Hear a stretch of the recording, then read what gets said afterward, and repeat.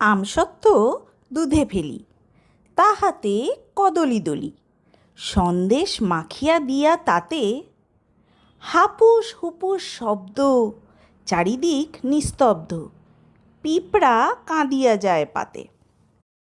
আমাদের সকলের প্রিয় রবীন্দ্রনাথ ঠাকুর এই কবিতাটা তার ছোটবেলায় লিখেছিলেন। বাঙালি আর মিষ্টি, এই দুটো শব্দ যেন সমার্থক হয়ে গেছে, তাই না? বাঙালির কোনো অনুষ্ঠান, কোনো উৎসব মিষ্টি ছাড়া চলতেই পারে না। তা সে দুর্গাপূজায় মাকে বরণ করাই হোক, কি ভাইফোঁটায় ভাইকে মিষ্টি খাওয়ানো, জন্মদিন হোক বা বধূবরণ, সবেতেই বাঙালির কিন্তু মিষ্টি মাস্ট। ভিডিও শুরুর আগে বলি সবাইকে শ্রাবণীর ইচ্ছে ডানা চ্যানেলে স্বাগত। চ্যানেলটা একেবারেই নতুন, তাই সাবস্ক্রাইব করে আমায় সাপোর্ট করতে কিন্তু একেবারেই ভুলবেন না। বন্ধুরা, তোমরা হয়তো ভাববে ভিডিও শুরুতে আমি হঠাৎ করে এরকম সতর্কতা বাণী কেন দিলাম তার কারণ হচ্ছে, এই যে সুন্দর দেখতে রাজপ্রাসাদের মতো জায়গাটা দেখছো, এটা কিন্তু কোনো রাজবাড়ি বা রিসর্ট নয়। এটা হলো আমাদের বাংলার নিজস্ব মিষ্টি হাব, যা আছে কলকাতার নিউ টাউনে। এই মিষ্টি হাবে রয়েছে কলকাতার বিখ্যাত 12টি মিষ্টির দোকান, যেখানে কলকাতা তথা বাংলার সব রকমের মিষ্টি পাওয়া যায়। আর এই যে লেখাগুলো দেখছো, এখানে বলা আছে বাংলার 12টা মাসে বাঙালির যে 12 পার্বণ, সেখানে কি কি মিষ্টি আমরা খেয়ে থাকি। বাঙালি এবং মিষ্টি এই দুটি শব্দ কিন্তু ওতপ্রোতভাবে জড়িত। এমন কোনো বাংলা অনুষ্ঠান নেই যেখানে বাঙালি মিষ্টি ছাড়া চলতে পারে। তাহলে চলো তোমাদের মিষ্টি হাবের ভেতরটা একটু দেখিয়ে দিই।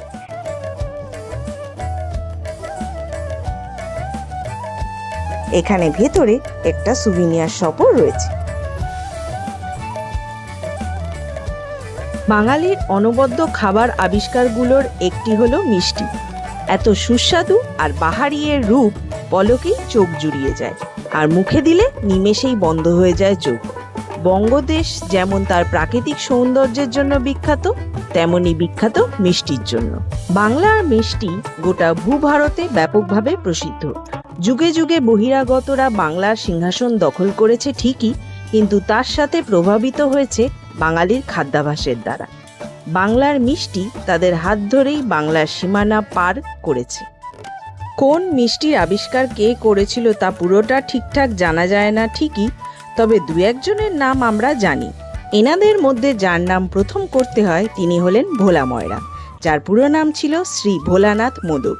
কলকাতার বাগবাজার অঞ্চলে ছিল এনার মিষ্টির দোকান। ইনি ময়রা ছাড়াও কবিয়াল হিসেবেও বিশাল বিখ্যাত ছিলেন। এরপরে যার নাম করা যায় তিনি হলেন ভীমচন্দ্র নাগ বা ভীমনাগ।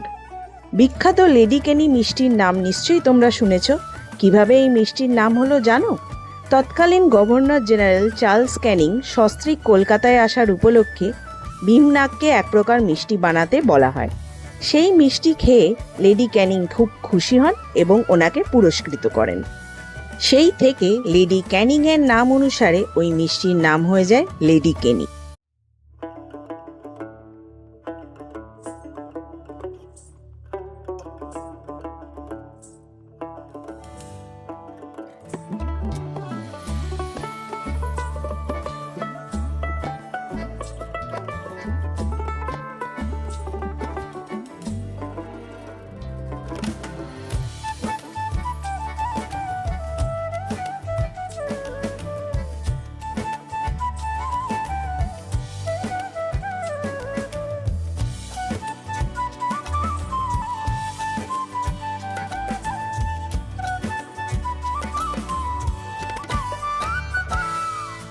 মিষ্টির উদ্ভাবকদের মধ্যে আরও দুজনের নাম না করলেই নয়, যার একজন হলেন নবীনচন্দ্র দাস, যিনি রসগোল্লার কোলাম্বাস নামে বিখ্যাত।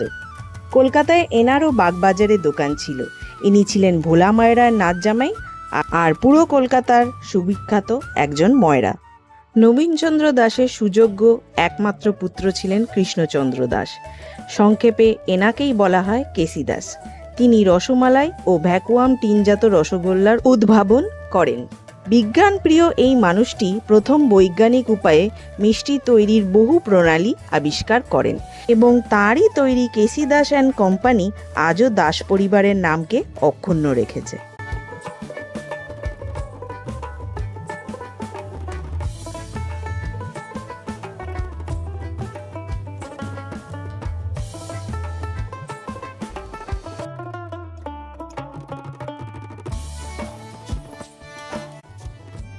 সত্যি এই জায়গাতে এলে মিষ্টি প্রেমীদের বা আমরা যাদের ইংরেজিতে বলি সুইট টুথ, তাদের কিন্তু থামিয়ে রাখা খুব মুশকিল। আর যাদের একটু রক্তে মিষ্টির পরিমাণ বেশি আছে তারা দয়া করে এই জায়গা থেকে একটু দূরেই থাকবেন। তবে হ্যাঁ, আমরা যে কটা মিষ্টি খেয়েছি সেগুলো কোনোটাই খুব চড়া মিষ্টি নয়, খুবই সুন্দর খেতে। সেই জন্য বলছি, কলকাতায় এসে ইকো পার্ক ঘুরতে এলে ইকো পার্ক গেট নাম্বার 3-এর কাছে এই মিষ্টি হাবে আসতে কিন্তু একেবারেই ভুলো না। এই ভিডিও তোমাদের কেমন লাগলো তোমরা কিন্তু কমেন্ট করে জানিও। ভিডিওগুলো বানাতে কিন্তু যথেষ্ট সময় লাগে আর পরিশ্রমও লাগে। প্রতিটা ভিডিও এডিটিংয়ের পেছনে থাকে অনেকখানি রিসার্চ। সেই জন্য তোমাদের কাছে আমার একটাই অনুরোধ, তোমরা যখন ভিডিওগুলো দেখছোই ইউটিউব অ্যাপে বা ওয়েব থেকে খুলে দেখো এবং ভিডিওটায় লাইক আর কমেন্ট করতে কিন্তু ভুলো না। তোমাদের এইটুকু সাপোর্ট পেলেই আমি কিন্তু অনেকটা গ্রো করতে পারি আর তোমাদের জন্য নিয়ে আসতে পারি আরো সুন্দর সুন্দর ভিডিও। তাহলে এই ভিডিও আর বড় না করে এইবারে ধীরে ধীরে বাড়ির পথে আমরা এগিয়ে যাই। আর তোমাদের জন্য রইল অনেক অনেক ভালোবাসা। চ্যানেলে নতুন হয়ে থাকলে চ্যানেলটাকে সাবস্ক্রাইব করতে একেবারেই কিন্তু ভুলো না। তাহলে চলি, আজকের মতো টাটা।